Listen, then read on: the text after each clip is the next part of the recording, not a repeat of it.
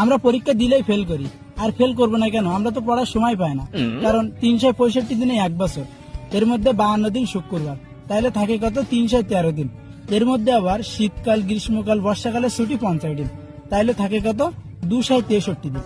আবার এর মধ্যে আমরা যদি দৈনিক 8 ঘন্টা করে ঘুমাই, তাহলে বছরে কত আসে? 122 দিন, তাহলে থাকে কত? 140 দিন। আবার এর মধ্যে যদি 1 ঘন্টা করে আমরা খেলার পিছনে ব্যয় করি, তাহলে কতদিন আসে? 15 দিন।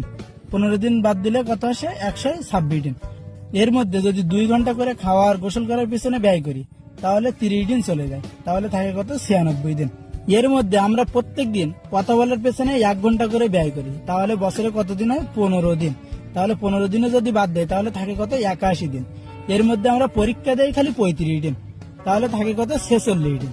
এর মধ্যে ঈদ আছে, বিভিন্ন উৎসব আছে, কনসার্ট আছে, এইসব জায়গায় যেতে যেতে আমাদের 40 দিন চলে যায়, তাহলে আর থাকে কয়দিন? মাত্র 6 দিন। এর মধ্যে আমরা তো বছরে 3 দিন কমপক্ষে অসুস্থ থাকবো, তাহলে আর থাকে কত? 3 দিন বাদ দিলে 3 দিন থাকে। এই 3 দিনের মধ্যে আমরা ঘুরতে যাবো আবার কমপক্ষে 2 দিন, তাহলে থাকে কত? 1 দিন। এখন কি মনে হচ্ছে একদিন আমাদের পড়ার সময় থাকে না? জন্মদিন কোথায় যাবে? আমরা তো জন্মদিন পালন করবো নাকি? তার মানে জন্মদিনেও 1 দিন চলে যায়, তার মানে আমাদের পড়ার সময় পায় না। তো তাহলে আমরা পরীক্ষায় ফেল করবো না কেন? এই জন্য আমরা পড়ার সময় পাই না বলে পরীক্ষায় ফেল করবো, ঠিক আছে?